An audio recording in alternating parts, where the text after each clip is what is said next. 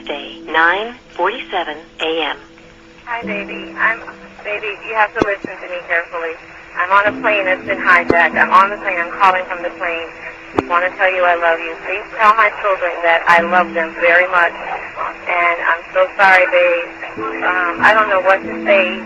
There's 3 guys. They've hijacked the plane. I'm trying to be calm.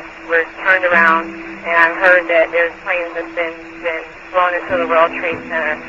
I hope to be able to see your face again, baby. I love you. Bye. End of message.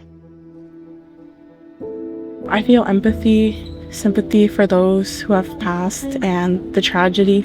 I can only imagine how the people that lived it felt. And it really just it takes me, not exactly in the moment because you really can't do that, but through these pictures and the messages here, it really it shows me the impact it had on the world.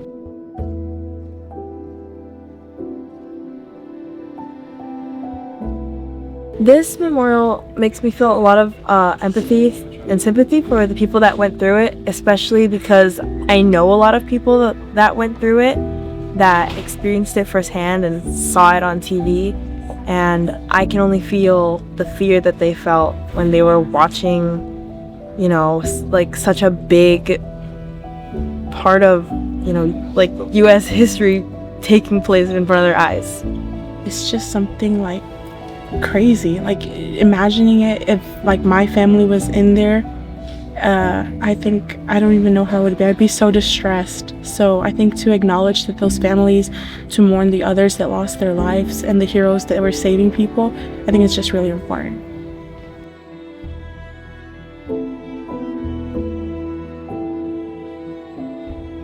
I think the most important part of the memorials are the red phone, where you pick it up and you listen to one of the voicemails of one of the passengers on the plane.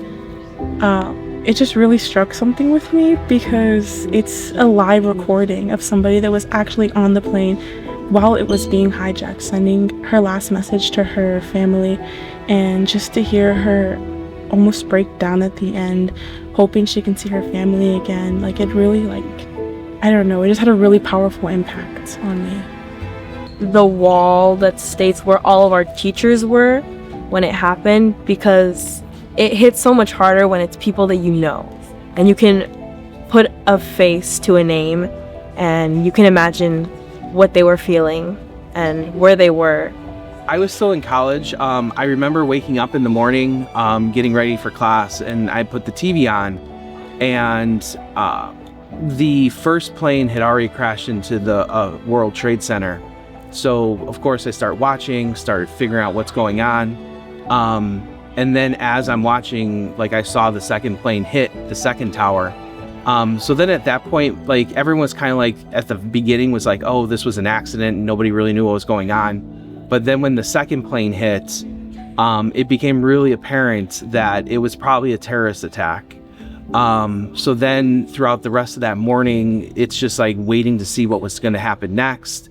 There were other planes still in the air. Then the plane hit the Pentagon. And then we heard about the plane that crashed in Pennsylvania. So it's kind of just a shocking moment. I remember I was at St. Xavier. They canceled all the classes. So everyone was kind of just either staying in their dorms. The whole campus was kind of empty. They in every single room, they had televisions in all the classrooms, and every single room was playing the news. So people were gathering together in different rooms and just watching what was happening, because no one really knew what was really going on, because they didn't know if Chicago was going to get hit, if other cities were going to get hit, how many planes were still up in the air. So there was a lot of uncertainty with that. I think our generation can learn to stick together and to work together as a community when hardships arise, because when 9/11 happened, everyone in the community was helping out.